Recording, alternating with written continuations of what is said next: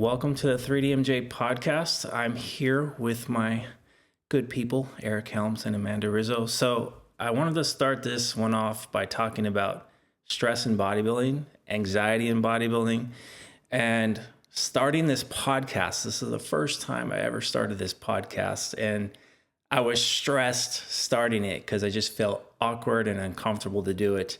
And I'm still feeling awkward and uncomfortable, but I think a lot of us as bodybuilders, we have this type of feeling whenever we're thinking about our journey with it. Like we try to optimize everything that goes into bodybuilding, whether it's our training, the diet. We even question ourselves as far as, are we good enough?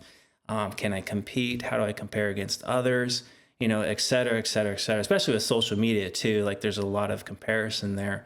So I know for myself, stress and anxiety can definitely get the best of me, and it kind of takes away the enjoyment of the process. So that's what I kind of want to touch on today with you guys, is to kind of just go over some of the stressors and anxieties that's kind of related to the sport, and maybe come up with ways we could kind of help people to lighten up a little bit and actually enjoy themselves a little bit more so. So I'm going to kick it off to you, Eric, first, and just kind of let me know your thoughts in regards to that, and we'll go from there. I think that was a perfect intro, diving with both feet into anxiety to therefore introduce anxiety. And well done, I must say. Coming from this as kind of like the science officer perspective, I think you mentioned optimization, and that is kind of this all-consuming focus and driver behind utilizing a science-based approach in research in bodybuilding. And I think one of the unfortunate drivers, which I don't think it's very useful, of why people try to stay up with research and how they try to utilize it, is like the fear of missing out. And this is, I think, one of those things that partially marketing is to blame, not the science itself, but how here's the newest, next best thing. Now we found this out, and the way we typically kind of give it clickbaity-esque, buy-ins, like everything has changed. We just found out this new secret. And it's kind of like using science as marketing. And I think it speaks to the anxieties. I think it speaks to the fears. And it's kind of what leads people, not always, but in many cases, to do program hopping, to question themselves. A big part of the fitness industry, not just the bodybuilding industry, is finding someone who has no problem currently and convincing them that this new thing they didn't know about until they now read your article or your thing is a problem and they need to fix it, Like, oh, I'm not supposed to be eating X food. I might have a subclinical allergy that bothers me in ways that I can't actually tell, but somehow is impeding my muscle gain or fat loss. All right, let me cut that out. Oh, I don't have to cut it out. I just have to buy your supplement. Sweet, sweet, sweet, sweet, sweet. So I think that type of thing is something I run into all the time. And that has resulted in this whole counter industry in the evidence-based community of like myth busting. So, the whole quote unquote bro science thing, most of the time that we are trying to counter that, it's because it's led people towards, practices which they don't need to do, that are sometimes potentially actively harmful or just suboptimal or just not necessary, but spend time, money, or anxiety because you're trying to maximize it, quantify it, track it, modify it. And yeah, so that's kind of that whole, I guess, simplification drive you see in the labeling of bro science, when it really is just marketing science in a way that leverages your fear. So I run into it all the time. I've experienced it myself as a competitor and as a coach. And I think it has always been ironic to me that when I was full-time coaching with 3DMJ, most people would want to work with me because they wanted to have 15,000 umpteenth things that were science-based in their protocol, change, etc. And I spent most of my time just trying to alleviate fears, helping them understand the priorities. And that led me to writing my books so they could understand the big rocks are not that many and far more important than all the little things, and that a fear-based decision is almost always going to result in something negative. So long monologue, but basically, I feel you. I like the feels. Yeah, it was great. What's your thoughts, Amanda? I kind of want to jump off of what Eric mentioned on how the fitness industry, or mostly like a lot of marketing schemes in general, tailor to anxiety so well. And anxiety is really just fear with energy, like energy of movement. And anxiety is usually focused on finding an answer for itself in thought patterns. It's a very cognitive heavy emotion, even though there's a lot of bodily ties to it. And we find ourselves twisting and turning within our minds, and our brains can fall into traps of our own doing. And we can feel the impact and the weight of beliefs that we have taken on from others. Like they don't even fully resonate with us. So Eric, like you were saying, like, if I buy this supplement, then I will be happy, and all my problems are solved. Like, oh, it's all okay. And a key feature of anxiety, someone that struggles a lot with anxiety, is the characteristic of perfectionism. And I know that is a huge characteristic in the fitness industry. All of us tend to really focus on details and want the perfect physique, want the perfect job, perfect relationship, and these sorts of things permeate in all areas of our lives. And we know logically that it's unattainable. There's just no such thing as true perfection. We can't exactly achieve that as humans. And yet many of us still find ourselves very critical of the moments that we don't get things quite right. Man, that description of the feeling of anxiety, I think was perfect. Like fear with action behind it. Because I know when I'm in a place of anxiety and my mind is racing and I'm actively looking to solve a problem, it's not always just problem solving. It feels like I'm looking to find a way to not feel like this anymore and to convince myself that it is all going to be okay. I think in a more visceral sense, whatever guise that takes on, whether that's I'm in the midst of prep, I can't make progress, or I feel like that's the case.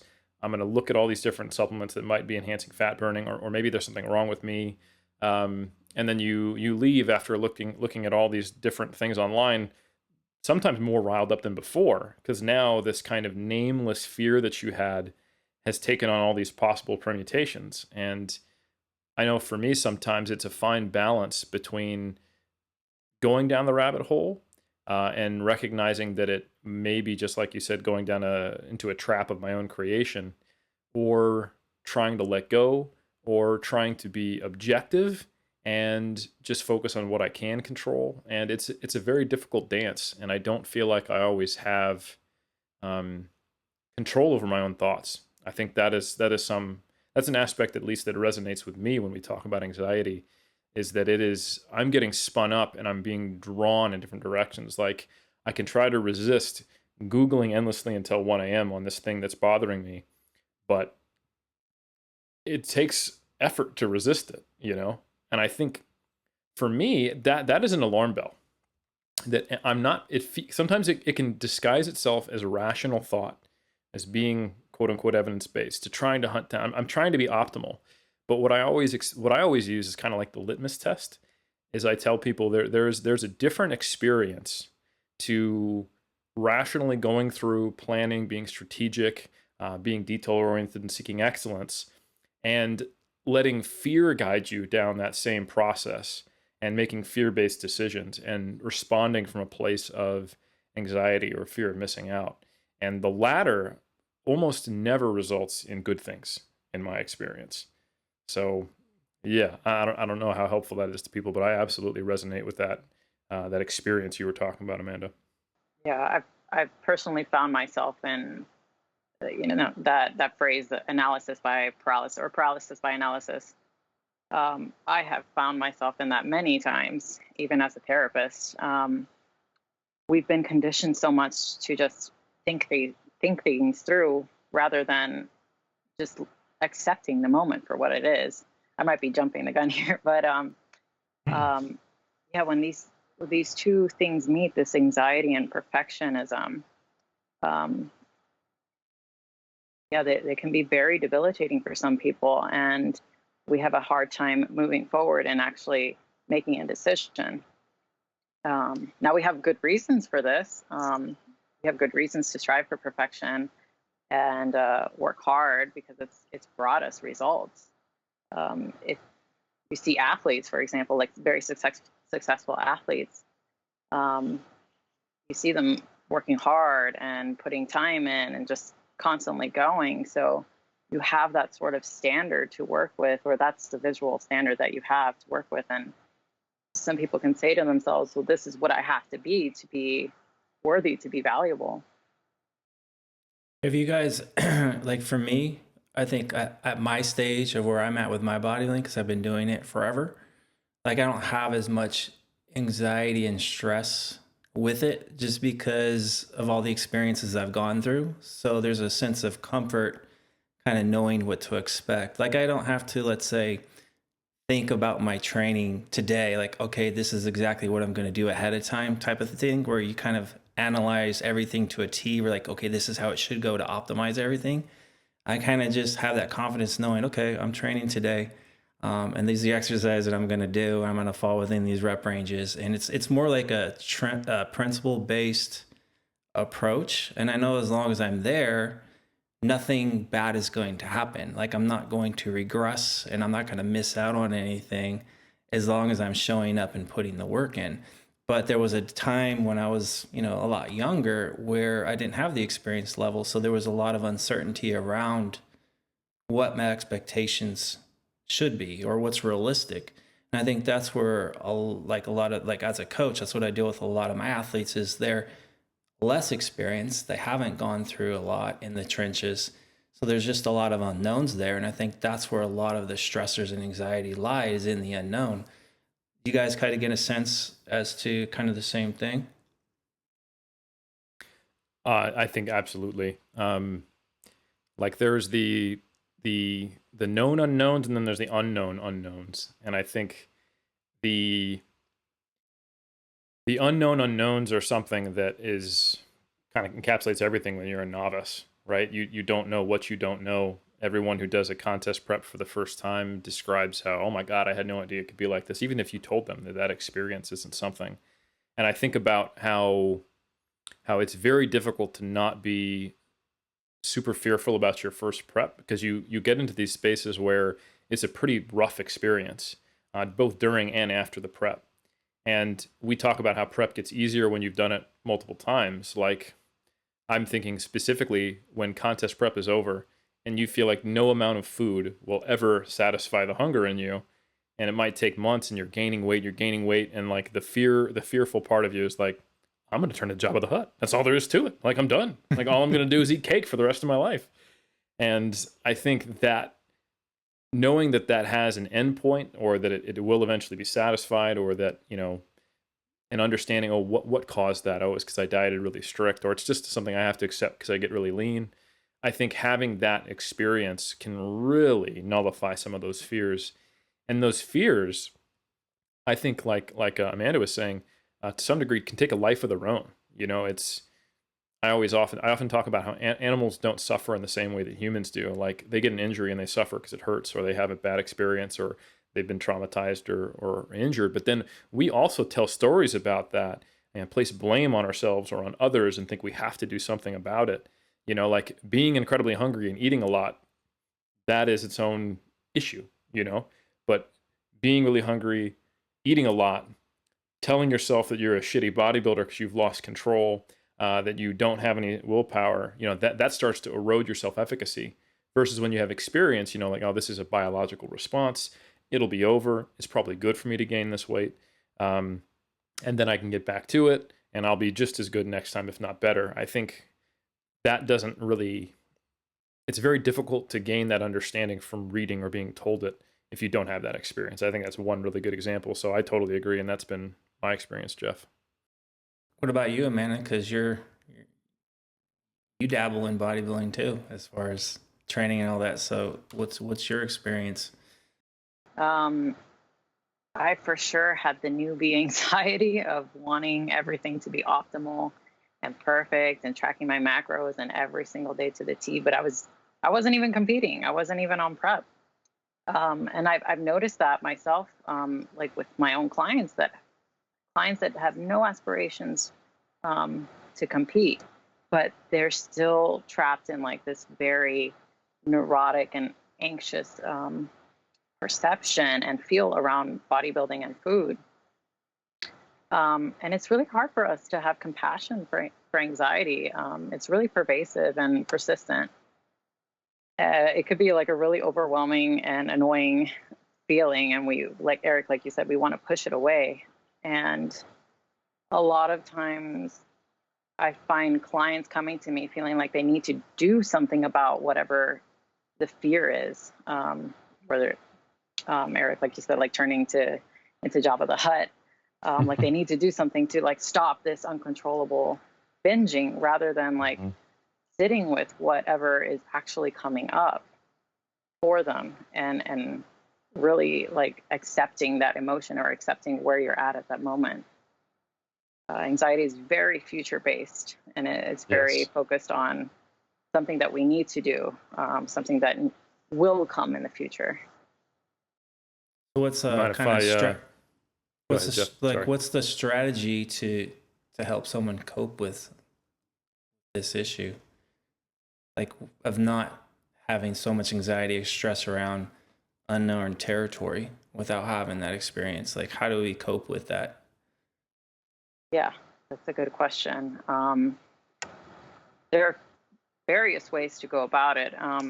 I really enjoy taking my clients first through anchoring them into their body, because a lot of the times they're not connected.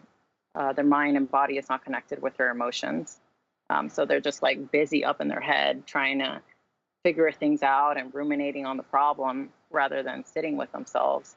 So I do recommend at times meditation, distraction, in the sense of like doing something other than the compulsive behavior, or exercising, or tracking the macros, checking my fitness pal, um, body checking. Um, and I can explain like for example, an exercise I'll take my clients through, which is a body scan. And I usually have them start from the top of their head, and they'll draw attention to the top of the head and go all the way to the bottom of their feet. And I'll have them notice any sort of tension, looseness, temperature. What are the five senses showing up at that time? Are they feeling restless? Are they feeling pain? And those sorts of things really help someone be grounded in the moment. And when we're more relaxed and present, we're able to release all of those fears and just that rumination and the constant thinking around that subject, whatever it is that is bothering them. That then we can go into, okay, problem solving, and let's write things down. Let's break down the purpose of anxiety. How is it helping you? What is its intention?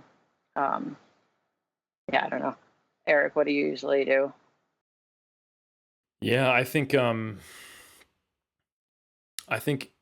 getting them to ask themselves questions and to determine what the source of the anxiety is, because I think in a lot of my experiences, they're interacting with me because I get enlisted in helping them go down the rabbit hole, right? So they see me as the coach who has some answers, especially because I tend to be viewed as more science based, and they're trying to fill that anxiety hole and that drive they have to feel better with science, and they want to know the answers. And I find myself trying to put their feelings in context and provide them some reframing. So it tends to be more cognitive on my part because they approach me from kind of a cognitive perspective. But I do think what you're talking about has a lot of value, is, being aware of how do I feel, and, getting internal a little bit, getting out of your head, quote unquote, not possible, of course, but in a literal sense, but kind of putting the brakes on that process a little bit. It reminds me kind of how basically interrupting a pattern can be really helpful. Like in people who struggle with binge eating disorder, writing down their feelings, because it takes them into a more cognitive place, and rather than this kind of response kind of behavior. which is almost kind of like the inverse of what you're talking about. They're over going nuts in their minds, so maybe just kind of focus on their body. I think there's a lot of value there. I was going to say earlier that I think, and this kind of goes back to reframing things and helping the person understand an outsider's perspective, because I think that can be helpful when you're really, really caught up in your own insecurity.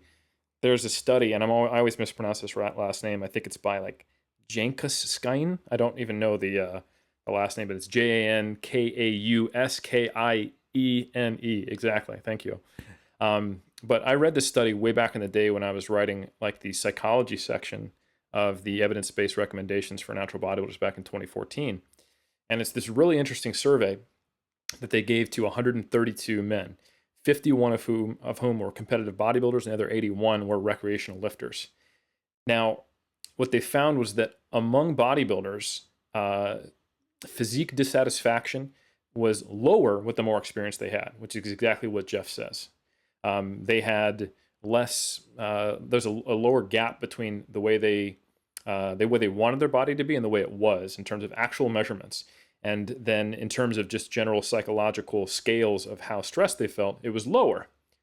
However, the bodybuilders as a whole, when compared to the just regular recreational lifters, had more physique dissatisfaction, more stress, and they had like a 3 to 5-fold increase in a likelihood of doing unhealthy practices.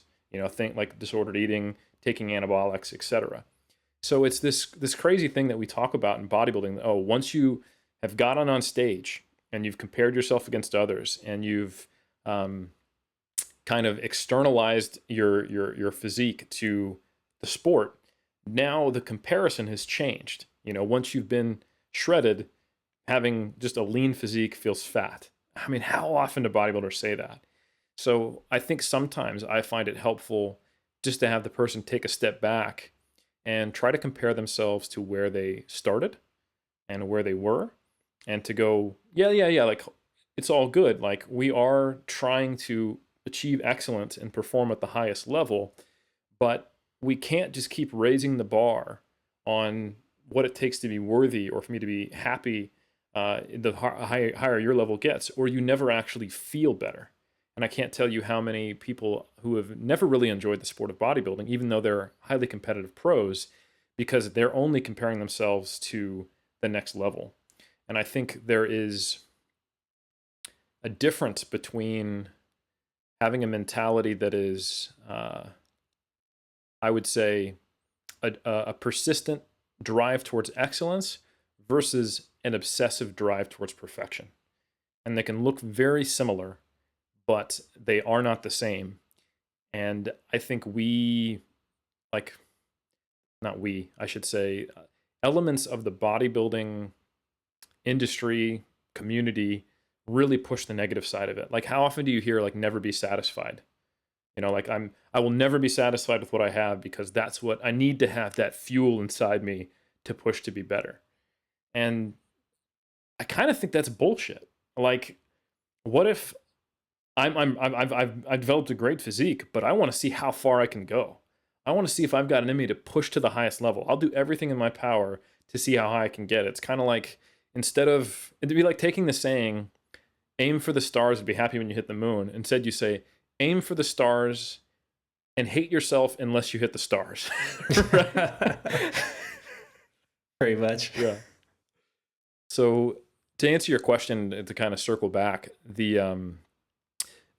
that's where I find myself is trying to help the people I work with be aware that that's the pattern of thinking they're in. And then to ask them or to invite them into possibly reframing that or seeing if they can find motivation in other ways.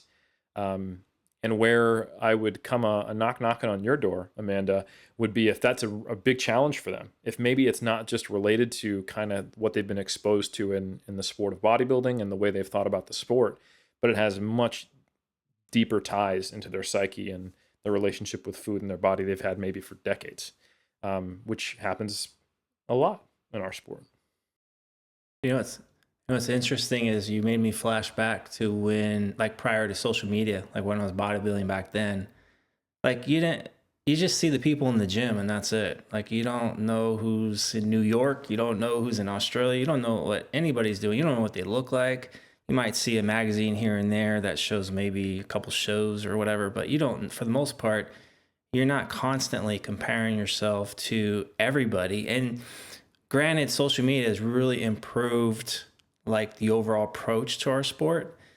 We've gotten better because of the information that's out there, but at the same time, I wasn't exposed to so much, so I wasn't like constantly like thinking in my mind, what's better, what's better, what's better, what's better. Am I doing Mm-hmm. enough? Am I doing enough? Am I doing enough? So it was just like off season. Okay, let me gain my 20, 30 pounds.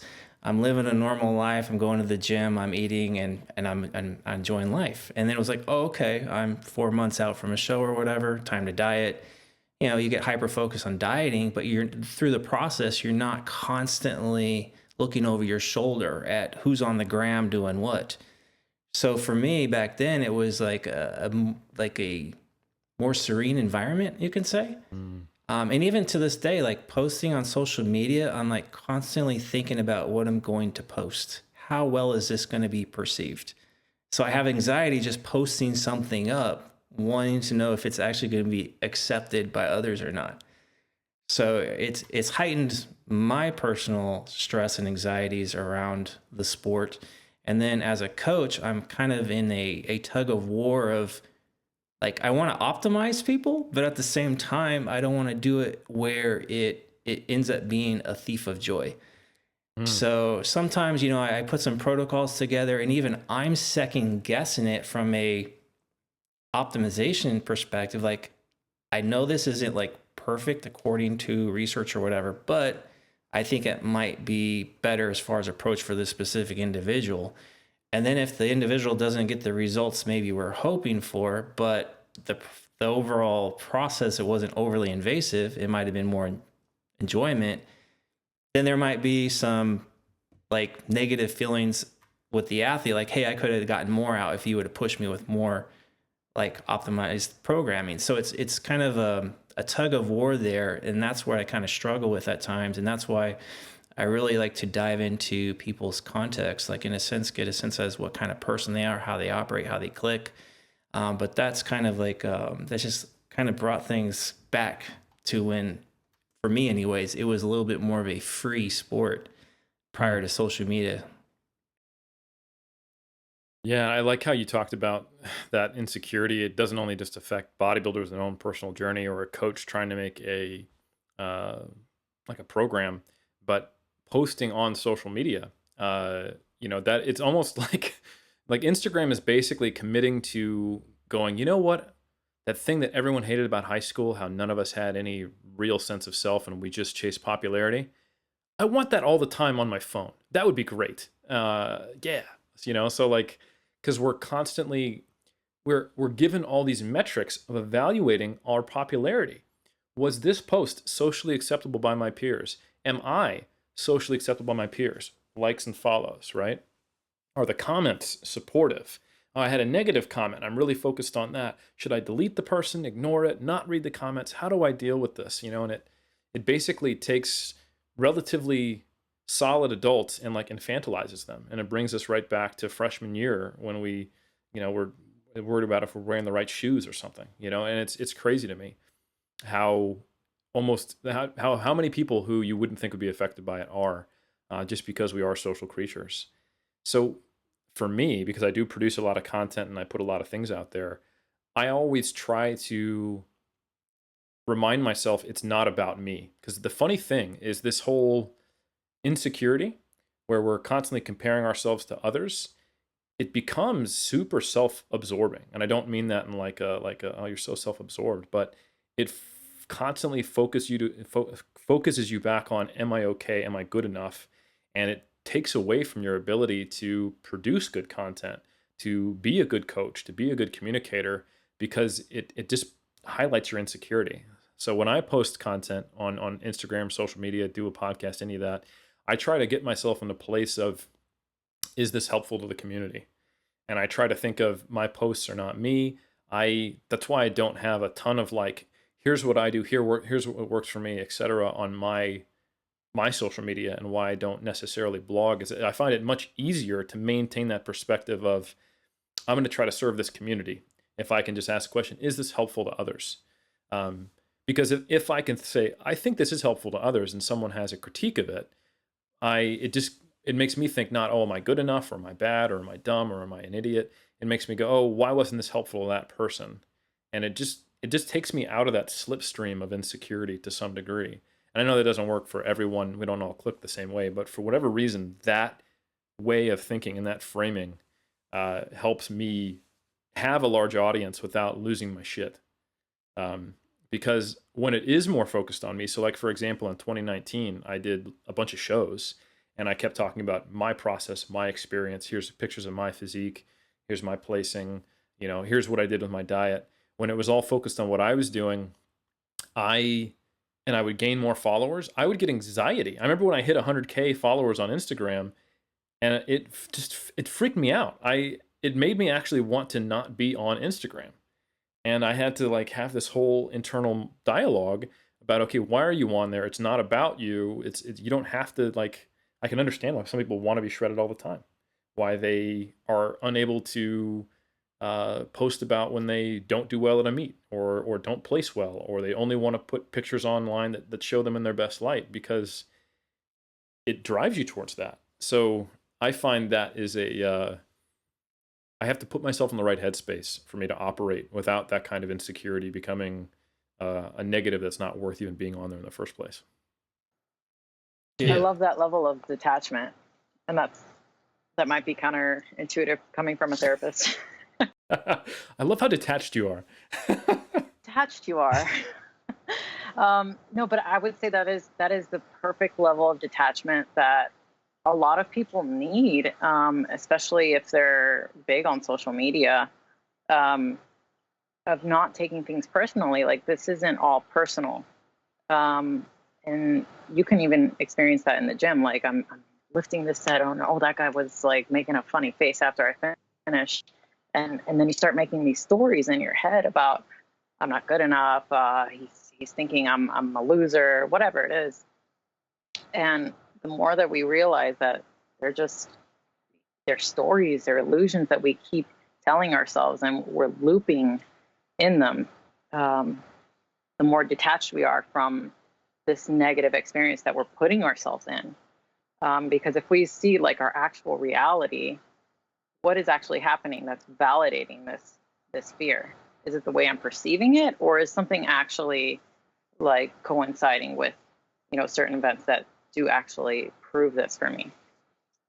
So Eric, that is just like a great approach that I think all of us can take on, even if we don't have 100,000 followers.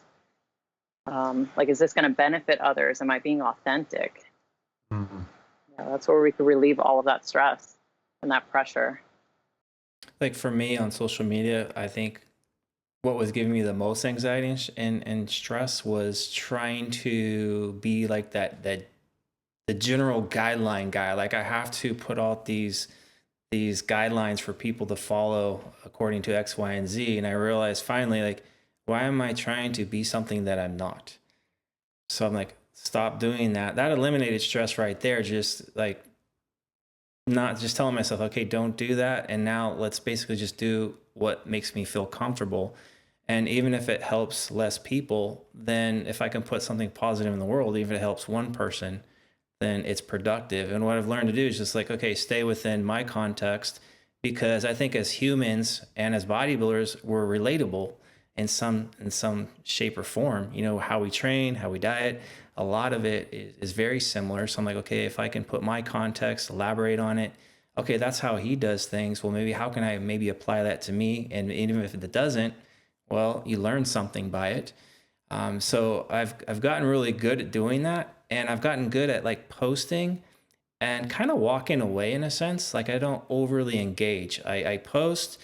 If I get some questions, I'll answer them, and I kind of just leave it at that. I don't get involved in any other type of banter or anything like that. I'm not. I just keep my social aspect to my personal life, like the people that are closest to me. That's where I get the happiness as far as the social interactions. Like, I don't look to overly engage with a lot of people that I really don't know face to face. So it's just post something, help someone out, answer a question to help someone out, and then kind of go away from it. And that's brought me a lot of peace because I know I'm paying my experiences forward. You know, I'm reflecting on with what both of you said, Jeff. It reminds me we're actually doing something very similar, just framed differently on what our Mhm. domains of knowledge and Yep, experience are. Like exactly. you're saying what you're basically doing is saying, hey, here was a problem or a situation or a goal I was trying to achieve in either the short, medium, or long term, because sometimes you reflect on multiple years. And here's how I solved that problem or I achieved that goal, or here's what I tried to do. It didn't work that well, but eventually I got to this. If that's helpful, take it or leave it, you know? So you're able to walk away. And there's really no, it's very difficult to have to internalize a critique to that because you kind of know like, well, that's what happened. That's what I did, and it either did or didn't work. Yeah. And here's what Yeah. what it is. Yeah. And I think you know I think there's a to give you a little bit of fist bump. I think there's a lot more value in that. I don't actually know that that's less valuable than being the quote unquote guidelines person, because guidelines will change over time. You know, I can tell you that as being involved in the scientific research that constantly evolves. But the skill of making decisions and problem solving and critical thinking is the most important thing that's out there. You know, learning to think is far more important than the knowledge. And what you're giving people are insights and a look into, you know, how you go through that process. And I think, you know, like the worst case scenario, someone goes in and they go, well, why didn't you do this? And you go, oh shit, that's a good idea. You know, that's another potential solution. They could say it like a dick, like you're an idiot. Why didn't you do this? But again, I just think that is much less likely to set off some of those internal alarms than trying to be something you're not, like you said, putting out information in that way. And I think that's there's value there. And you know, and on the flip side of it, you know, Amanda, what you were saying with that level of detachment and how there's multiple ways to perceive just being in a public setting and someone giving you the wrong look. I think what we always have to remember is that it may not be personal, but the more insecure we are, the more we're focused on ourselves.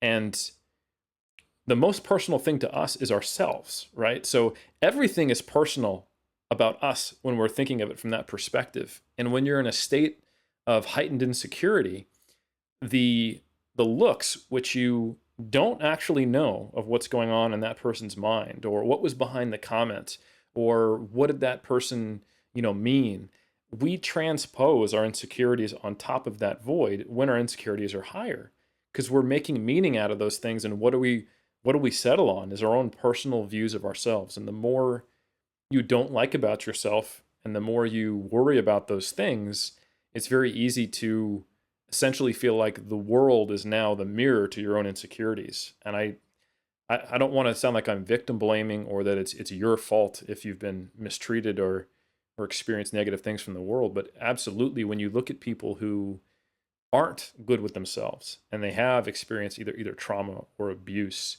or they've been marginalized in some way, that can spin up and be re-experienced when it's may not actually be happening. And a huge part of being okay in the world and okay in your own skin is that level of detachment where you realize that, you know, not necessarily everything that's coming at me is those things that I have previously experienced or that I don't like about myself.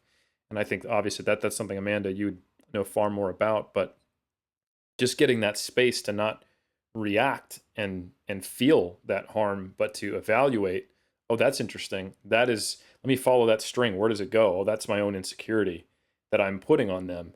They might be being a dick to me or mistreating me or saying something mean, but they don't actually know what happened to me 10 years ago or how I feel about this.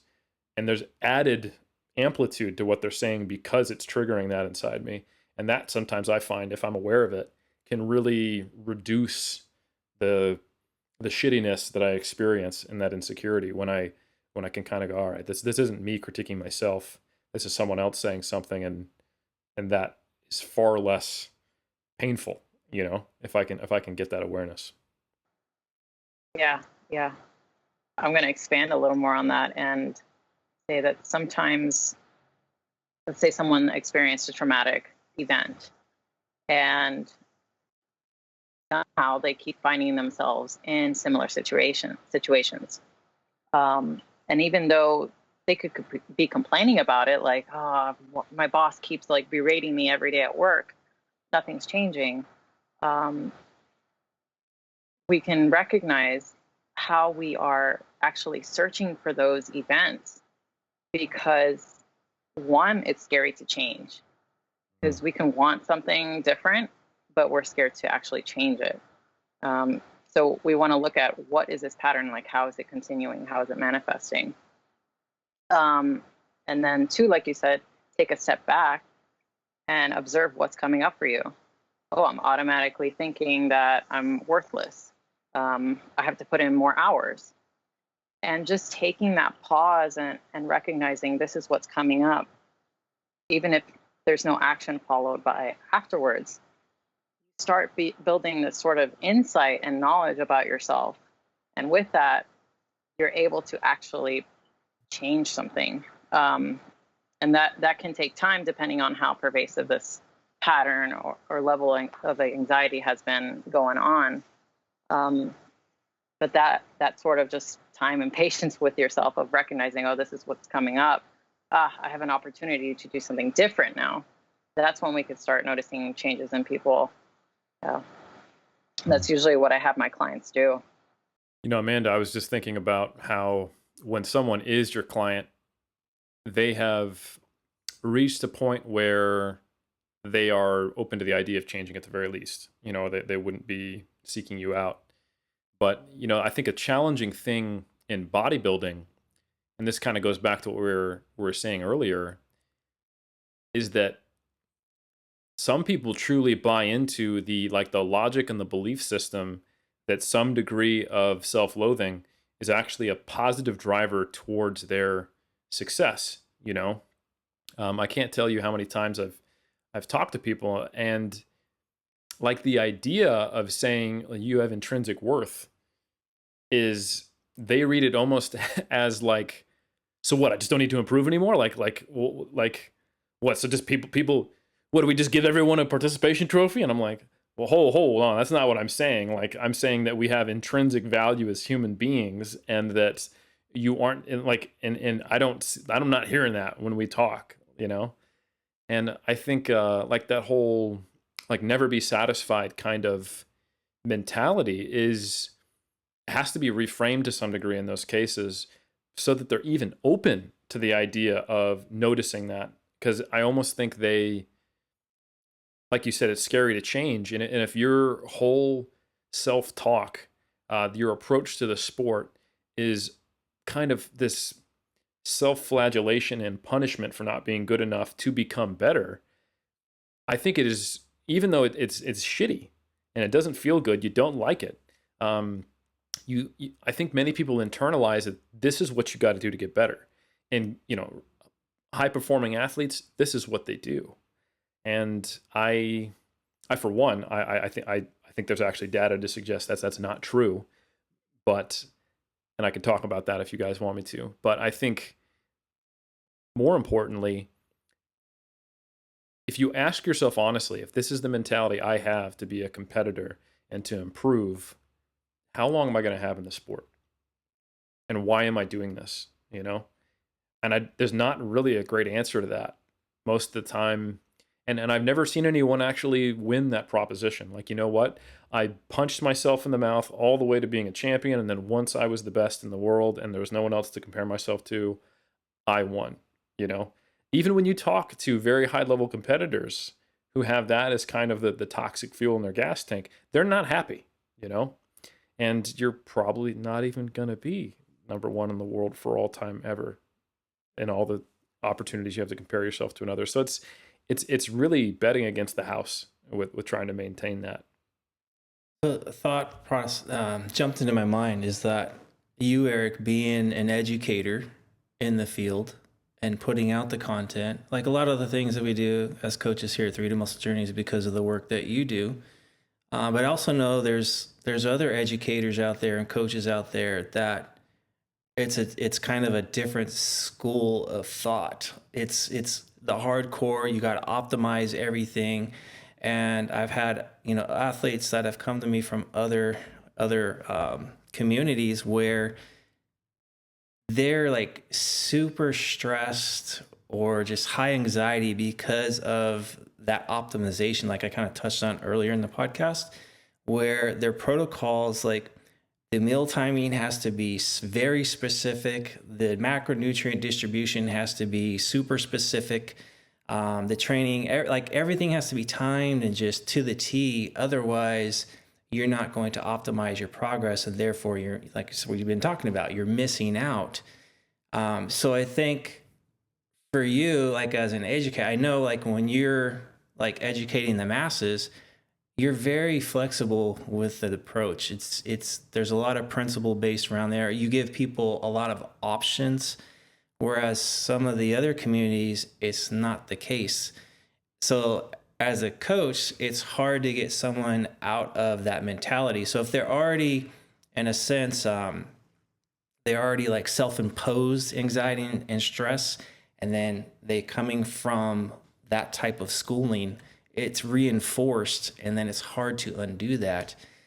So that right there, like as a coach personally, that's where it kind of comes into, okay, how do I keep this person progressing the way I want them to, but doing it in a way where it's a lot more flexible and it's sustainable. And oftentimes, we've talked about this in the past, 3D Muscle Journey can be perceived as quote unquote soft because we're not, like with each specific athlete, trying to be as optimal as possible according to X, Y, and Z. It's more like we're trying to be optimal at the same time, trying to create a healthy and sustainable approach. Because for me, I think of the longevity aspects, especially understanding now at the age of almost 50 that progress can be had for decades, not this, like, I don't like to look at things in a short time span. Like it's proven with natural bodybuilding, you can keep progressing, into your 50s. So that's kind of like what I like to try to project to people is that there's kind of there's always context around when to be super optimal and cross the T's and dot the I's, but also times where you have to let off the gas so you can be in a much more relaxed state. But it's getting that person who's always trying to be optimal to that relaxed state and to actually embrace it and to be okay with it. And that's some of the things that I work on as a coach with some athletes. And I always kind of think about, okay, I always start like, okay, what's the goal? Like, let's revisit the goal. What's the why? What's the purpose? And then let's revisit that, because that can change once people go through different experiences in different contexts. So from that point, it's like, okay, let me work backwards. Okay, now the why and the goal might have changed. Now the approach needs to be more appropriate to the new why or to the new goal. And what I've learned from personal experience, also with working with lots of athletes, goals change. Context change, things evolve over time. So I think, as a coach and like looking at maybe some other coaches out there that are in that I got to optimize everything mentality, like I think you have to be very open-minded to like the things that we've been talking about. So I think it starts like as educators, as coaches, that the way we kind of project things, I think is pretty important. And what I'm seeing from the bodybuilding community now that social media is huge, there's shit tons of podcasts out there, there's information just being thrown out there constantly, that it's easy to get caught up in certain circles. And so my advice to people that are maybe listening to what I'm saying, it's a kind of a long rant and ramble, but to actually listen to different communities, different podcasts, because there's probably multiple perspectives that you can probably use some pieces here and there to kind of find your own path. So as an educator, Eric, long-winded, but I know you do a good job of that. But how do you go about that? Like how as far as your approach to that, and what do you see with other people that are putting content out there? Like what do you see that maybe is issues that could maybe be resolved or improved upon? That's such a good question, Jeff, because I mean, this was something I had to change within myself many years ago. You knew what it was like when you met me. You didn't dub me the the relaxed, flexible mindset guy. You dubbed me the relentless warrior when I started because I had a stack of rice cakes and You were the microwave chicken guy breasts. backstage that was you and Adam, Alberto were all staring at the clock. We got to eat this rice cake with this jelly or whatever it was, and I have to eat this at a specific time. And you guys were clock watching. I was like, holy crap, these guys are like, they're optimizing, that's for sure. You're optimized. I directly resemble exactly who you're talking about. The person who always tried to optimize everything. And that is something like the outwork mentality, the all that stuff is a huge part of, I would still say, who I am. Because I think trying to go against that mentality doesn't succeed with people. It didn't succeed with me.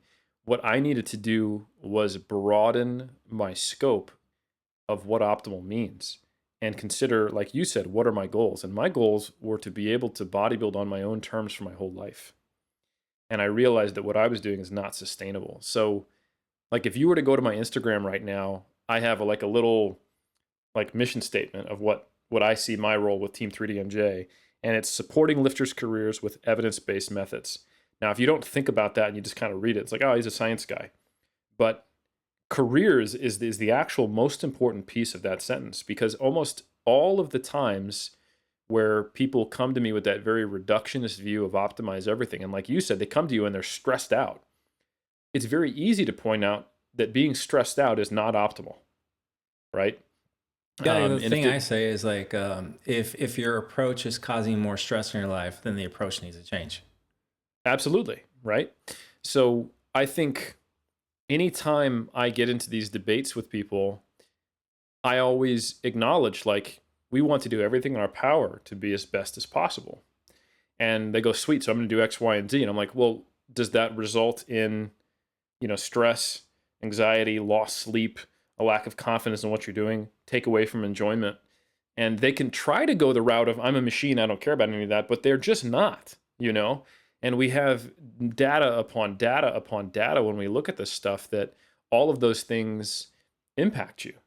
And I think that's what really drove me towards being interested in auto-regulation, because I started to see the role of all these things and how they all collectively go into the big pot of outcome. So for me, when I talk to these people, and how I talk to myself, was looking at it through the frame of, how do I optimize my bodybuilding career?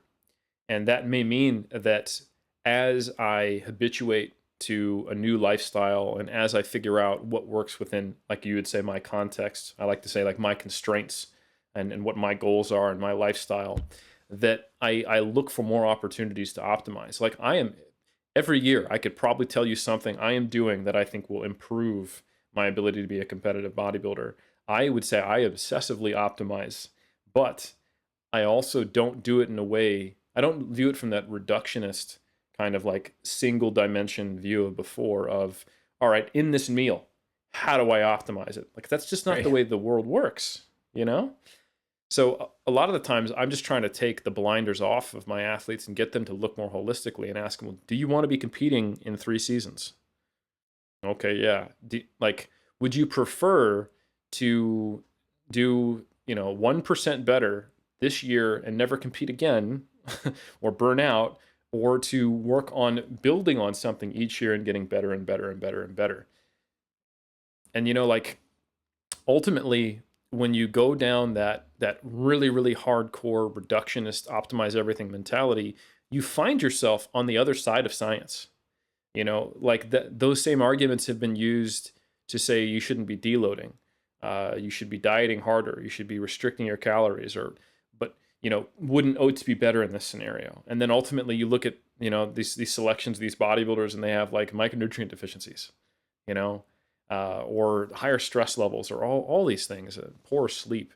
And simply put, when you read qualitative research where you interview higher level athletes, they have these very holistic, big picture, integrated lifestyle approaches to where they've made their sport not like the only thing and separated it, like amputated their life, but they've made their life congruent with it. They've made it so it is sustainable. Are these you're talking about elite athletes, you're saying? Yeah, there's So a they're advanced, they're more experienced. So would you 100%. say, so is it a lot of it the experience level is how, because of that experience level, they know how to integrate a lot of things and have a more relaxed approach because of that? I think they find that it's necessary. Like one of the things that we see in bodybuilding that we forget is that there's a high degree of survivorship bias, meaning to be a Jeff Alberts, to be, I'll even include myself because I've been in the game a little bit now, like Eric Helms, to be like a Ronnie Coleman, you you have to find some way to integrate it all. Like we love to ignore the things that aren't perceived as optimal in some of these champions. Like Ronnie Coleman was a cop in the middle of his career. Do you think that stress levels from that, working shifts, not sleeping well, like he worked within those constraints? He would bring Yeah. food to, that situation. Like, do we think that you having a family doesn't interfere with what might be on paper perfect bodybuilding? But that's just life. So I think anyone who is in the sport of bodybuilding long term, they settle on something that is sustainable for them. They may make different sacrifices early on, they may have different priorities, but whatever they do, I guarantee you it doesn't feel like they're white knuckling it 24/7 because they would stop. You know the saying in like movies in the military that everyone breaks from torture eventually. Not that bodybuilding is torture, but sometimes it's not that different. And I think I think that if your approach is something that you know can only be sustained for a small period of time, that's when people retire. But when they don't really want to, they retire with resent in their heart. And I think that's tragic. So I 100% agree that to get to the experience level of being advanced, you have to figure out a way to make it keep working. And that's often not running on toxic fuel. Well, yeah, I mean, if I could think back, sorry, I'm going to interject here, but when I look Go for it. back to before I met you guys and with my first wife, it was, I'm optimizing bodybuilding to the best of my knowledge at that time. Making sure that I was eating at certain times, eating certain foods, never missed training, hardly ever, got all my cardio in. But yet, because I was optimizing everything within bodybuilding, my life outside of bodybuilding was in shambles. So to me, it was like, yeah, okay, I'm optimizing, but here I am. I'm letting the most important part of my life go to hell. And then when I optimized again, when I was going through my divorce, well, it's because now I didn't have to worry about it because we're going our own ways. And now I got all the time in the world to optimize this bodybuilding thing.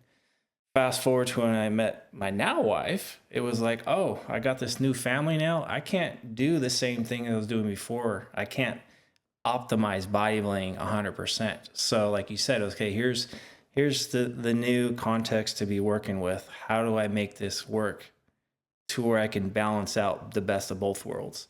And that took what, 2 3 goes at it to kind of get close to being where it should be. And it's still a work in progress. But what I realized over a couple of preps was that, hey, okay, it's okay if I miss a training session here. It's okay if I maybe skip out on the cardio here. So in a sense, as long as I'm doing 80-90% of the work, I'm still going to be moving myself forward. I may have to expand the timeline out. Okay, instead of prepping in 30 weeks, I need 40 weeks now because I have to account for the 10 or 20% that I can't be optimal according to X, Y, and Z. But because of that, the stress levels come down, the anxiety comes down, and the end product is better. The physique is better, but also the approach is better. And I'm a happier human. And the people around me, they're not basically upset because I'm pissing them off because I'm an asshole through the whole process. Jeff, can I interject real quick? You can say whatever you want. You're Within damn right I reason. will. Within reason. Within reason. Otherwise, it's going to stress me out and get me all anxious. We're just going to loop right back around. But let's go back to that point where you were, my first marriage. I tried to do what I did, and among other things, it resulted in divorce. Now I'm going to start a new family, and I want to try to figure out a way to work my bodybuilding in with my family. I think if you were to take that same situation and apply it to someone less wise, they might think there was two paths: to do what Jeff did and to integrate it with your life, or to go, you know what, I'm going to find a way to make this 100%. And I think that's where a lot of people are, is they're trying to forge ahead and put things in boxes and act as though they are separate. And what I often do is I help them realize that that path, that second path that I just described, is actually an illusion. It doesn't exist. It's a path to destruction, because you can pretend that you can separate those things, but you cannot. There is only a path of trying to balance the two things and find a way forward despite that. There is no putting, family or life in a box and bodybuilding in another box. And that by trying to do bodybuilding 100% and ignoring all the duties of your family, like you said, Jeff, it would result in more stress. And like you said, my life in shambles outside of bodybuilding, my life outside of bodybuilding was in shambles. And it is a complete fallacy to think that that has no impact on bodybuilding. It's like that meme of the dog, sitting in the room and the room's on fire and it says, "This is fine." That's what you're telling yourself, but I guarantee you're still responding as though you're in a room that's on fire. Yeah. So I think that is what I often find myself kind of going all the way back to what you said, Amanda, is getting them to acknowledge the reality, getting them to acknowledge these are the constraints. I do have a job.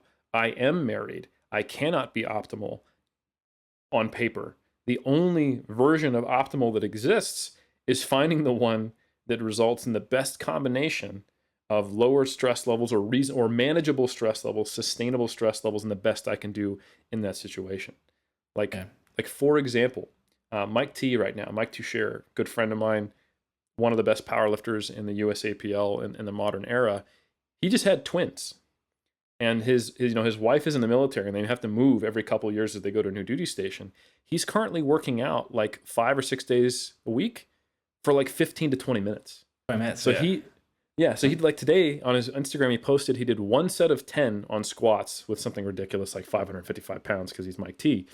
But he has figured out and everyone would agree, like 5 15-minute workouts a week, not ideal to be a champion powerlifter, right?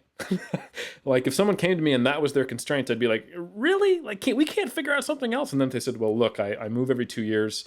COVID's going on and I have new twins and I already had kids before that. I'd go, okay, fair enough. We'll work with 5 15-minute workouts, So, but I think that is the acceptance I have to come to as a coach. But a lot of people come to me and they don't even have that acceptance for themselves. Yeah. And that's like a couple of questions I ask is like when programming somebody is like, how many days can you train per week without it negatively impacting your life? That's one of my programming questions. And it's always a lot of time, like half the times I get as much as you need me to train. And I'm like, no. Let me ask that question again. And then from there, it's like, okay, within those sessions, let's say it's 4 days per week.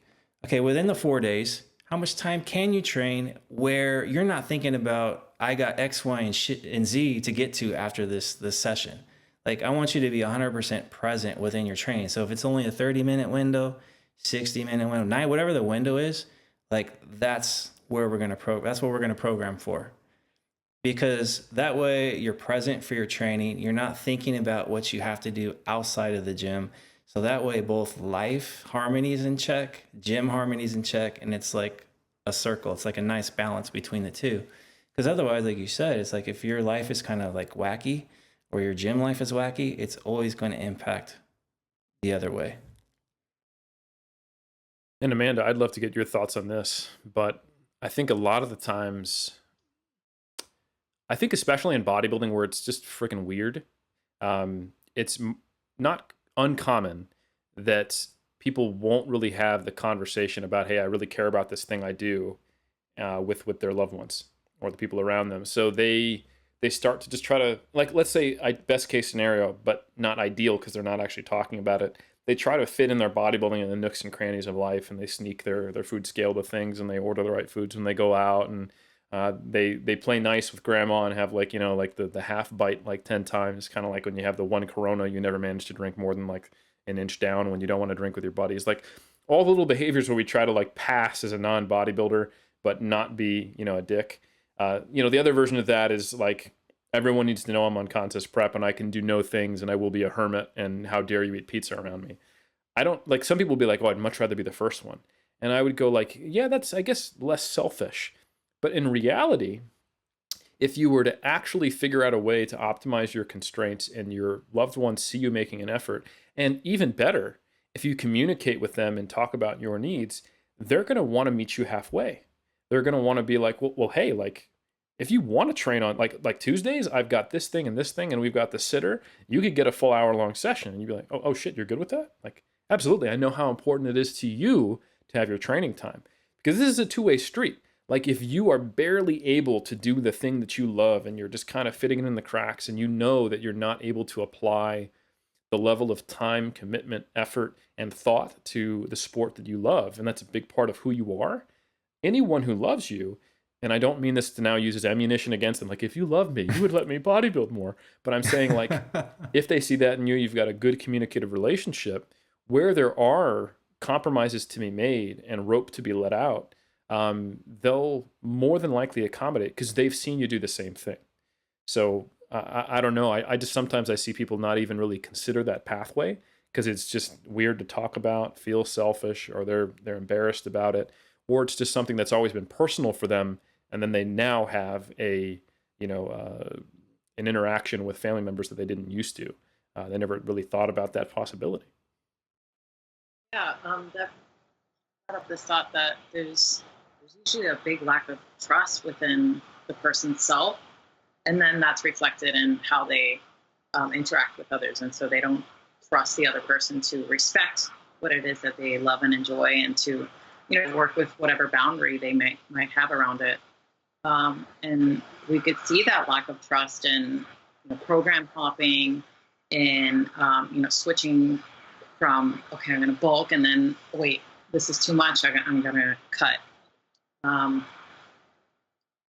And the difference I noticed, like, between a person that's really advanced and experienced, like you, Eric, and Jeff, is they trusted, you guys trusted the process. You trusted yourselves to make these different changes to broaden this optimal scale, like what that looks like for you. And in doing that and trusting it, that allowed you to work within the boundaries, the constructs of your life. And then that was actually the optimal way to be for your life situation. It was very individual, rather than following some sort of script or like whatever the research says. The way that if we approach that in that way, we can be far more relaxed and we can enjoy what we love more. Amanda, what you just said made me realize something. Jeff, how many times, or let me put it this way, I can notice a very distinct difference between some of the people who come to work with me or work with you. Some of them are, you're the expert, I came to you because you know your stuff, you tell me what to do, I'll follow it. And others come from a perspective of not arrogance, but like Amanda says, they have in their self-concept that, I'm in charge of my own journey. I know me best because who else could? And I really respect you. I want your input. Can you help me achieve my results? And those can look very, very similar if you don't know what to look for, but they're totally different, because that second example is something I see a lot more in highly experienced athletes, advanced lifters, pros who come to us, people who've been around the block for a while, and they don't program hop because they're basically seeing themselves in the driver's seat, as you said, quote unquote, trusting the process and knowing that they're trying to achieve these goals. And they're basically kind of just like window shopping. They're going, oh, what would work for me? Do I want that? No, I'll go with this. Let's see if they can help me out. But that is a fundamentally different self-concept than I don't trust myself. I need a guru. I need science. I need a coach. I need an authoritarian. I need someone to tell me what to do and what is best because I don't actually have self-efficacy.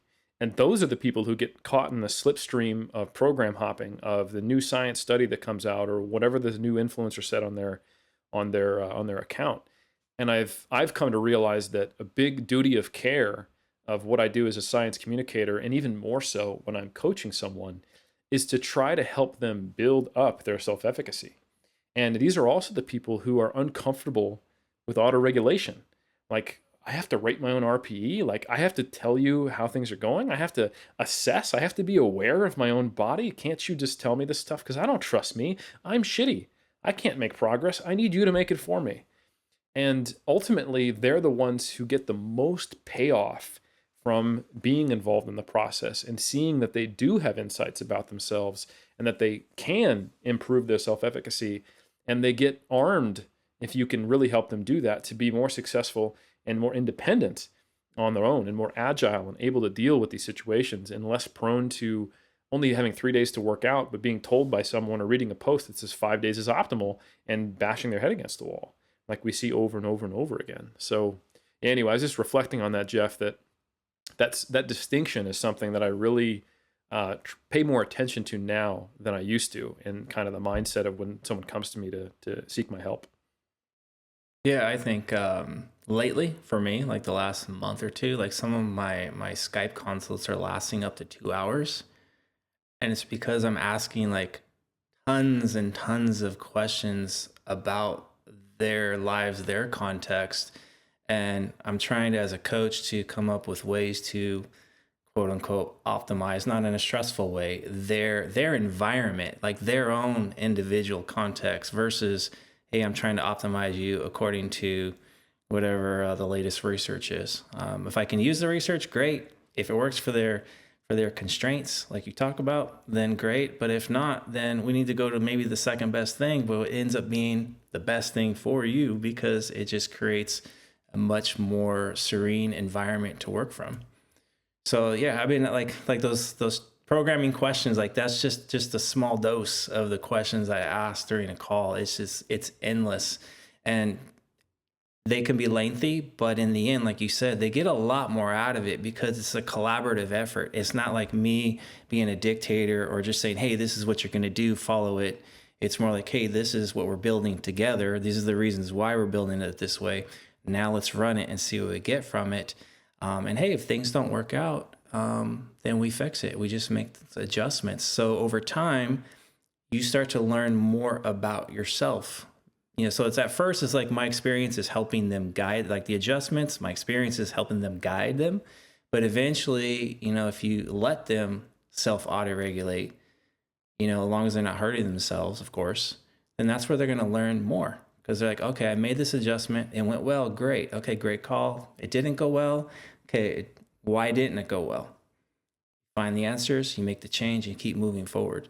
So eventually you get to a point where you're like, both of us, Eric, you and I, we're a little more advanced now, and we're definitely a lot more comfortable in our environment and in our approach. And that's my goal as a coach, is to get someone to my level. Well said. I love it, guys. I think this is a really good topic. I think anyone who is kind of ready to make that challenging change, as Amanda said, I think will hopefully get some really useful perspective. And I'm going to drop one more piece of science just to try to hopefully nudge anyone over the edge who is kind of in the mindset of, I can't ever be satisfied. My anxiety is my fuel to be my best, and to just open their mind to the possibility that maybe that's not true. We actually reviewed a study in Mass back in November of last year, and it was this survey of, I want to say, like 250 people.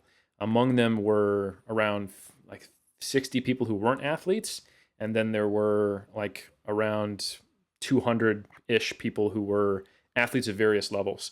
And in this interview, this survey, this is a study by Walton and colleagues, they asked them about their thoughts about self-compassion and their fears of self-compassion.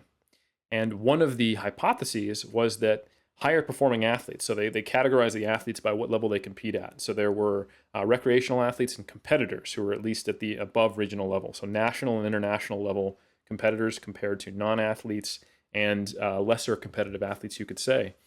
And there were no significant differences between groups in terms of their fears of self-compassion, or feelings of inadequacy or anything like that. The only things that fears of self-compassion, and basically if you look at the questions, it's how open are you to the idea of being compassionate towards yourself? And if the answer is no, like never be satisfied, that's kind of what I mean by like a fear of self-compassion. So that attitude of never be satisfied didn't predict competitive success. It only predicted psychological distress. That was the only thing it was related to. So it predicted you not being happy and having a lot of anxiety, but there were just as many people who are non-athletes and lower competitive athletes with these attitudes as there were highly competitive athletes. So you can use it as fuel. You can put this toxic shit in your gas tank and you can start your car and you can run the race, but it will burn that thing, you know, and you will need that pit crew to replace your car eventually, or you might just stop racing altogether.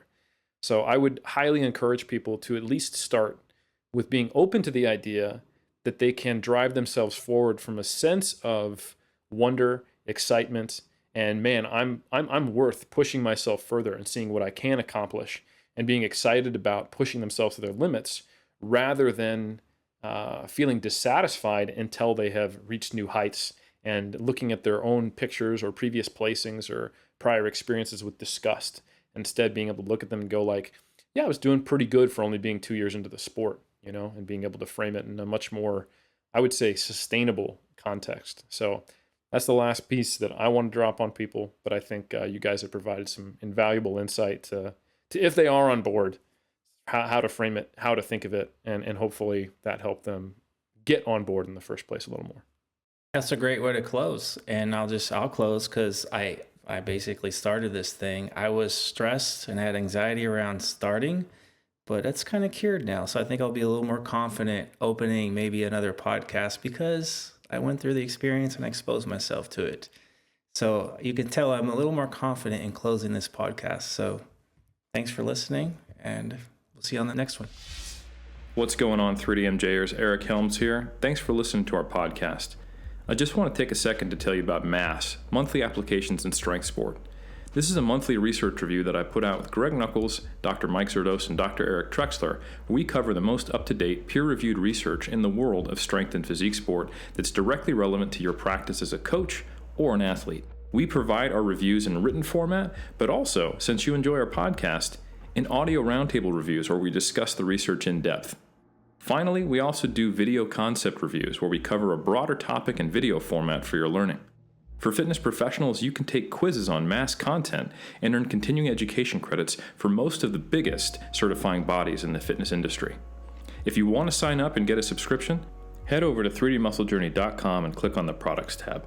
Thanks for your time, and thanks for listening.